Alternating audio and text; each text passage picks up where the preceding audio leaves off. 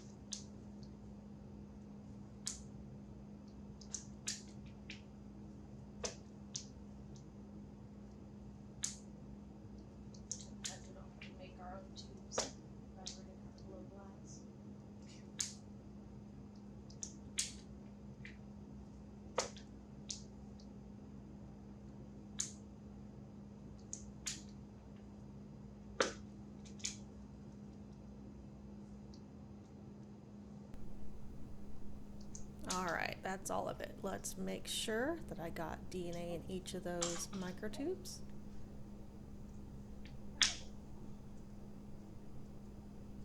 Tapping out the bubbles. Okay, looks good.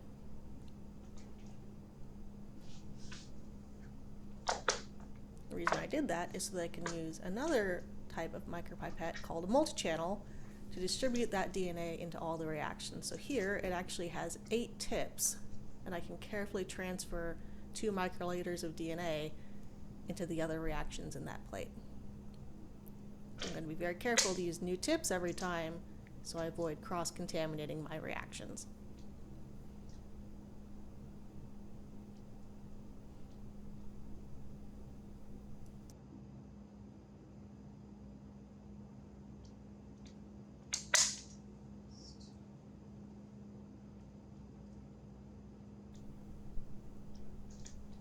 Alright, 2 microliters is a tiny volume, so let's hold it up and double check. I don't want to miss any.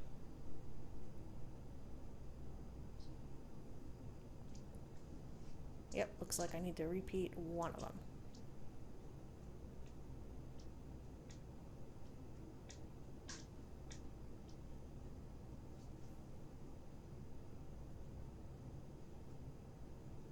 And there we go.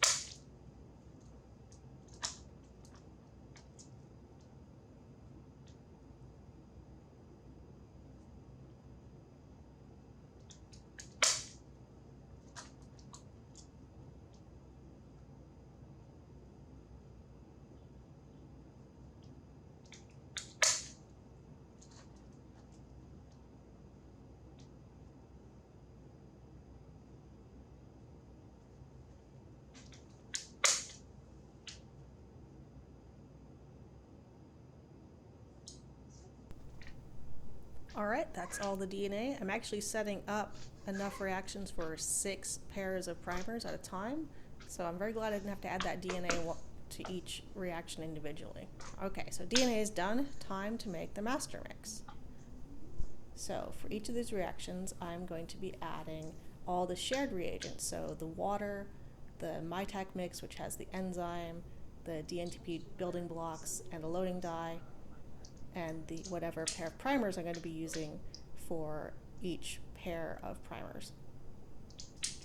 So you'll notice I have 6 tubes in front of me. I'm making 6 master mixes. That's enough for 6 pairs of primers all in one go.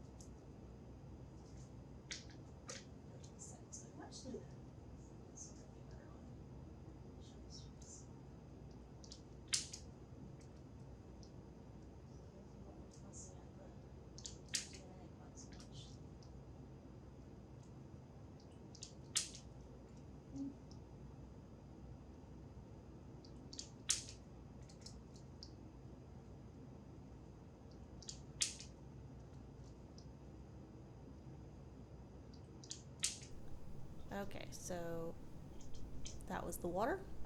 Time to do the primers. So remember, there are 2 primers. There's a forward primer and a reverse primer for each of these sets of reactions. So I'm going to have to be very careful and keep track of which one's going where. So forward primer.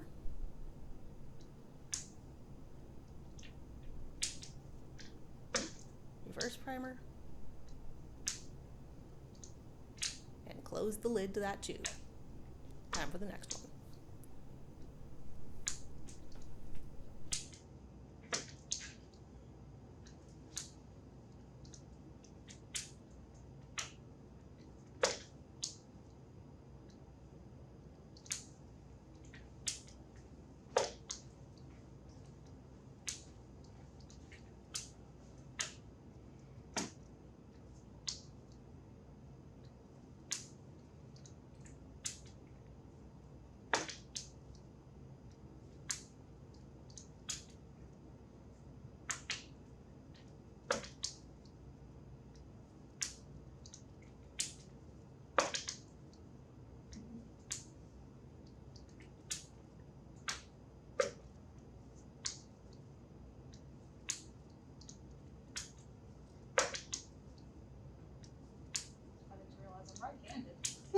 But not in the lab.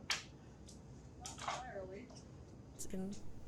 Okay, now everything's in the master mix. Time to give these a quick vortex to make sure everything is well mixed.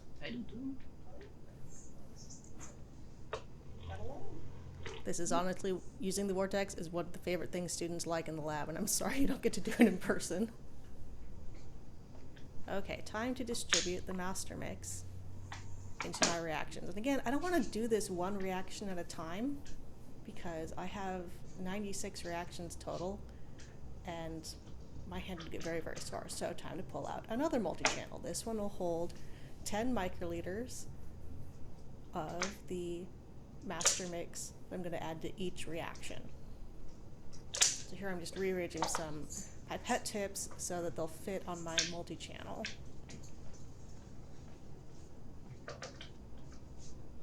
And I'm going to take a second set of microtubes and use them to distribute out the master mix. So I know the way I've set up these plates so that the reactions are by columns. So column 1 and column 2 in that little plate all have the same pairs of primers. So I'm going to put the master mix for those columns in the same little tubes. So I can just use my multi-channel and distribute it down.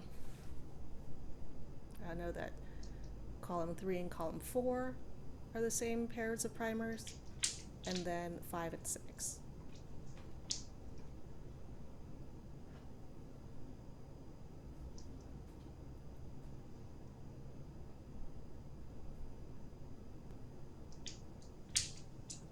All right, time for the multi-channel. So I can add master mix to 6 reactions at a time because I have 6 columns in my plate. So here we go, 1 through 6. time for the next one. This is so much faster than doing this one at a time.